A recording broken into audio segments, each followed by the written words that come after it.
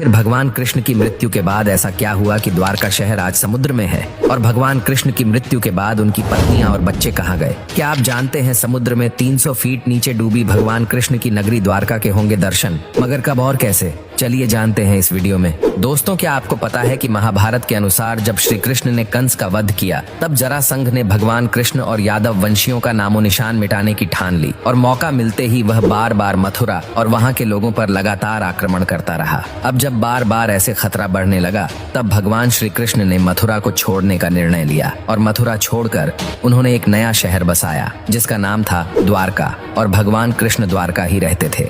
दोस्तों, भगवान कृष्ण 36 सालों से द्वारका में रह रहे थे, लेकिन अचानक भगवान कृष्ण के बाद द्वारका शहर समुद्र में समा गया। दोस्तों, पुराने ग्रंथों की माने तो इस शहर के डूबने के पीछे 2 मेन रीजन बताए गए हैं, जिसमें से पहला कारण यह बताया गया था कि भगवान कृष्ण ने महाभारत युद्ध में कौरवों पर जीत प्राप्त करी थी और दूसरी तरफ कौरवों की माता गांधारी के 100 पुत्र उस लड़ाई में मारे गए थे और इसी वजह से उन्होंने भगवान श्री कृष्ण को श्राप दिया कि जिस प्रकार कौरवों का नाश हुआ ठीक उसी तरह यादव वंश का भी नाश होगा, और उन्होंने कहा कि तुम्हारी ये द्वारका नगरी भी तुम्हारे सामने ही डूब जाएगी।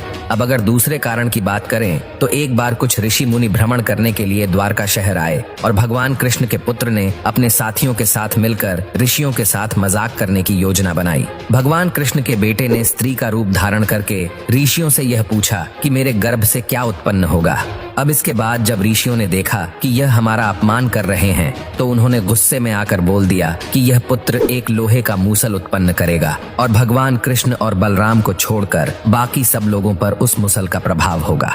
अब इसके बाद भगवान कृष्ण के पुत्र ने सच में लोहे का मूसल उत्पन्न किया और जब यह बात राजा उग्रसेन को पता चली तो उन्होंने वो मूसल तुरंत समुद्र में फेंकवा दिया और इसके बाद द्वारका में अशुभ घटनाएं घटनी शुरू हो गईं, जैसे कि कभी तेज आंधी शुरू हो जाए और कभी तेज तूफान। चूहों की गिनती इतनी बढ़ गई कि रास्तों पर भी लोगों से ज्यादा चूहे दिखने शुरू हो गए। बकरे गीदड़ों की आवाज निकालने लगे। सिर्फ इतना ही नहीं, गाय के पेट से गधे और नेवले के गर्भ से चूहे पैदा होने शुरू हो गए।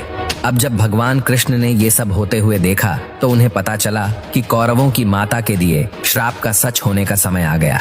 अब भगवान कृष्ण ने वहां के निवासियों को बचाने के लिए उन्हें कहा कि वह तीर्थ यात्रा पर चले जाएं। अब दोस्तों, सभी समुद्र किनारे जाकर आवास करने लग गए और एक दिन ऐसा हुआ कि वहां पर किसी कारण लड़ाई हो गई और उस लड़ाई में भगवान कृष्ण के सारे पुत्र मारे गए। अब अपने पुत्रों की मृत्यु से भगवान कृष्ण को बहुत गुस्सा आया और उन्होंने एक मुट्ठी घास उखाड़ ली और जैसे ही घास आती वो लोहे की मूसल बन जाती, और ऐसा ऋषियों के श्राप की वजह से ही हो रहा था। और यहाँ से यादव वंशियों का अंत हो गया और भगवान कृष्ण ने गुस्से में आकर सभी सूरमाओं का वध कर डाला। अब इसके बाद भगवान ने अपने दोस्त से कहा कि वो जल्दी से जाकर अर्जुन को ले आए और उसे सारी घटना के बारे में बता दे ताकि वो सारे गांव वालों को एक सुरक्षित जगह ले जाएं।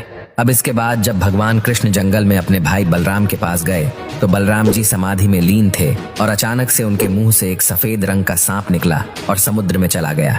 वो कोई साधारण सांप नहीं था क्योंकि उसके बहुत सारे सर थे। अब कुछ देर बाद बलराम ने अपने शरीर को त्याग दिया।